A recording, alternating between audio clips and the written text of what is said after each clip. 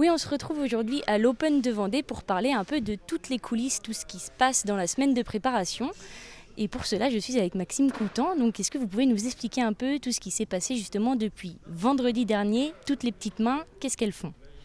Eh bien, l'objectif, c'est vraiment de transformer cette salle du Vendée Space, de tout réinstaller. Donc, on a démarré vendredi de la semaine dernière avec l'installation des cours annexes, donc deuxième cours de match et cours d'entraînement dans la deuxième salle du Vendée Space, salle d'escalade.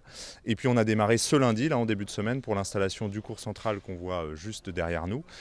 Donc pose de plaques en bois, puisque ça équivaut à installer un plancher. On pose des plaques, on décharge et on pose des plaques en bois sur le terrain. On coule ensuite 3 couches de résine qui nous donnent les belles couleurs aussi qu'on a derrière et sur lesquelles les joueurs vont pouvoir jouer, qui est une surface dure, rapide, donc qui promet un jeu spectaculaire.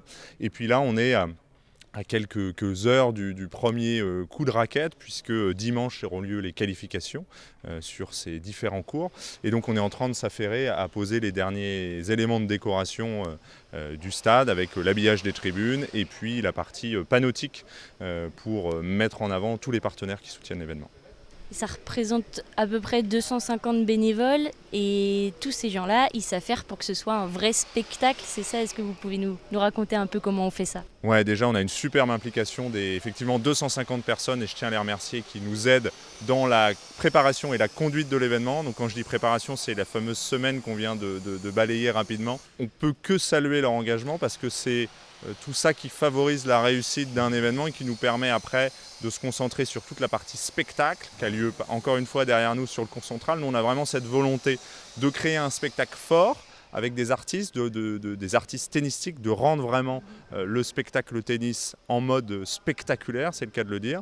Donc on fait venir d'anciennes gloires du tennis qui sont encore en belle activité, je pense à Richard Gasquet notamment, Jacques Sock qu'on aura également cette semaine qui a disputé qui a partagé la dernière partie avec Roger Federer et Rafael Nadal. Et puis face à ça, on a des plus jeunes joueurs, des plus jeunes pousses, françaises et étrangers, qui elles sont là pour on va dire se frayer un chemin dans l'univers tennistique et donc du coup vont apporter un niveau de jeu exceptionnel, un niveau de jeu moderne qui va se confronter à nos plus anciennes gloires tennistiques et tout ça crée un spectacle vraiment chouette et on essaye au maximum également de rendre le show le plus magnifique possible, c'est-à-dire qu'on va soigner l'entrée des joueurs avec de la musique, de la fumée, créer un certain nombre d'animations sur le cours central. Voilà, on est vraiment un tournoi qui permet d'être au plus proche des joueurs et du spectacle qu'ils proposent, donc ça crée vraiment des émotions assez fortes et des souvenirs assez indélébiles.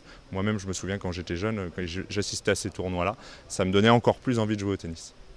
Très bien, merci beaucoup. Et si vous voulez vous aussi assister à ce spectacle, l'Open de tennis, ça se déroule du 3 au 9 octobre.